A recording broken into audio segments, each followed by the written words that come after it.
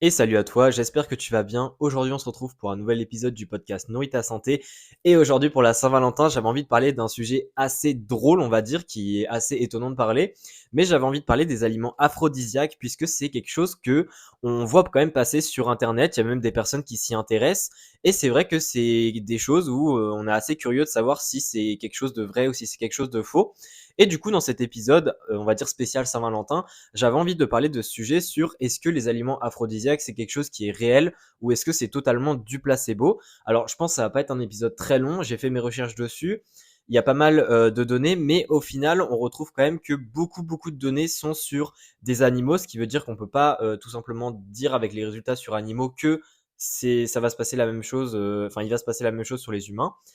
Mais il y a quand même quelques données sur les humains et du coup, je vais un petit peu parler de qu'est-ce que la littérature a trouvé à l'heure actuelle. Alors, quand je dis qu'il y a beaucoup de données, il y a beaucoup de données sur les animaux, mais on remarque quand même que tout ce qui est aliment aphrodisiaque, c'est quelque chose qui n'a pas été autant étudié que ça.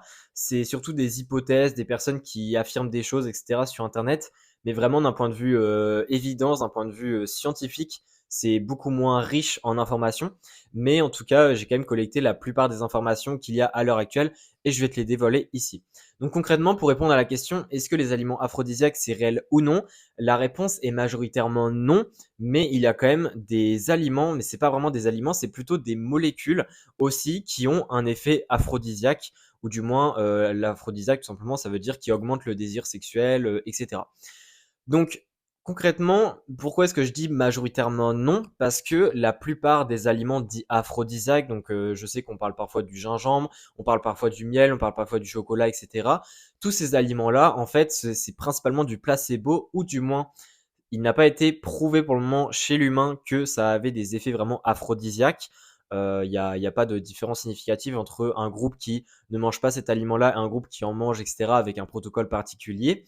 Donc, principalement, pour la grande majorité des aliments, je dirais au moins 90% des aliments qu'on cite comme étant aphrodisiaques ne sont au final, pour le moment, pas aphrodisiaques, du moins ça n'a pas été prouvé, et c'est plutôt un effet en fait placebo, hein. C'est le fait de dire ça que ça va dans le cerveau faire que au final, ça va, on va dire, vraiment avoir un ressenti, on va vraiment avoir un effet après la consommation de l'aliment. Par contre, ça ne veut pas dire qu'aucun aliment n'a vraiment d'effet, et ça ne veut pas dire aussi qu'aucune molécule n'a vraiment d'effet. Puisqu'il y a quand même quelques pistes, on va dire. Donc il y a pas mal de pistes que je vais pas citer dans cet épisode parce que l'idée là, c'est que je donne vraiment celles qui ont été étudiées sur l'humain pour vraiment que ce soit une piste qui soit un minimum concrète. Il y a pas mal de pistes, on va dire, qui sont très prometteuses chez les animaux, certains aliments, etc. Donc souvent, c'est un petit peu des aliments pas très connus, hein. C'est pas genre une pomme, c'est généralement des aliments un petit peu moins connus qu'on trouve quand même dans des magasins, mais ça se trouve pas non plus partout. Mais en tout cas, il y a pas mal d'aliments prometteurs, mais pour le moment, c'est juste chez les animaux où il y a vraiment des bons résultats et ça n'a pas encore été étudié chez l'humain. Mais par contre, il y a quand même d'autres aliments qui ont été étudiés chez l'humain dans différentes études qui sont plus ou moins solides au niveau du protocole. Et il y en a vraiment deux que j'ai retenus où il y a vraiment des effets où on pourrait dire que ça a un effet. C'est le fenugrec et cette fois-ci c'est une molécule, c'est la L-arginine. Donc la L-arginine, pour commencer, c'est un acide aminé tout simplement. Et le fait de se supplémenter en L-arginine a montré chez différentes études menées chez différentes personnes, donc chez des humains, qu'il y avait effectivement une augmentation du désir sexuel par rapport à si on comparait à un groupe normal. Alors évidemment, il y a pas mal de facteurs qui ont été étudiés, hein. Il n'y a pas juste le désir sexuel de manière générale, c'était beaucoup plus précis que ça. Il y avait des questionnaires, etc. Mais on remarque quand même que les résultats sont plutôt prometteurs puisque dans les différentes études qui ont étudié le sujet chez les humains, eh bien, il y a toujours une des différences significatives et que ça montre en fait que ce supplément-là peut effectivement avoir un intérêt, même si, encore une fois, il n'a pas été étudié en profondeur, il manque quand même pas mal de données, on ne sait pas forcément pourquoi en fait ça a cet effet-là, c'est-à-dire qu'on a remarqué qu'il y avait un effet, mais on ne sait pas d'où ça vient, donc c'est quand même assez nouveau, mais en tout cas c'est une piste qui est prometteuse. Et enfin le deuxième aliment, enfin cette fois-ci c'est un aliment et non une molécule, c'est le fenugrec. Alors le fenugrec ça s'achète en tout ce qui est Biocoop, des choses comme ça. C'est plutôt les magasins bio. En grande surface, ça se trouve beaucoup moins, je pense. C'est généralement sous forme de petits grains qu'on trouve ça. Alors, je pense que ça a différentes formes. Ça existe d'ailleurs également en huile pour tout ce qui est relaxation, il me semble.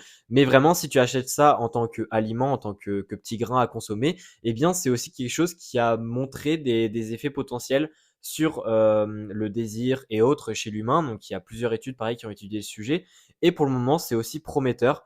Donc alors il y a des dosages qui sont recommandés, tant de grammes, etc. Après là, je vais pas donner de dosage parce que si tu en achètes, ça sera sûrement marqué sur le paquet. C'est-à-dire que ça dépend en fait sous quelle forme tu l'achètes, hein. Mais en tout cas, c'est aussi quelque chose qui a pour le moment des résultats assez prometteurs chez l'humain, même si encore une fois, on ne sait pas forcément pourquoi est-ce que ça a cet effet-là, quels sont les mécanismes qu'il y a derrière, etc. Donc, pour un petit peu conclure cet épisode, est-ce que les aliments aphrodisiaques sont réels? Je pense que on pourrait dire que oui, mais que c'est beaucoup, beaucoup, beaucoup trop surestimé. C'est-à-dire qu'on imagine qu'il y en a plein, plein, plein.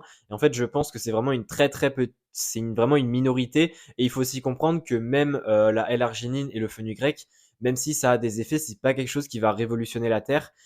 Faut aussi garder une certaine forme de réalisme dans la tête et comprendre que ça peut, on va dire, apporter une petite aide, ou du moins ça a l'air hein, pour le moment d'après les recherches, mais que c'est pas quelque chose qui va énormément changer les choses et que à côté tous les aliments qu'on pensait aphrodisiaques au final c'est de l'effet placebo.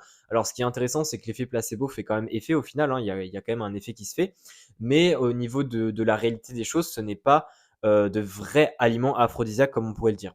En tout cas, j'espère que cet épisode un petit peu spécial pour la Saint-Valentin t'aura plu. N'hésite pas à laisser une note et surtout, si tu veux plus de contenu exclusif, n'hésite pas à t'inscrire à la newsletter que j'envoie tous les samedis à 14h. C'est le lien dans la description du podcast si tu veux obtenir la newsletter.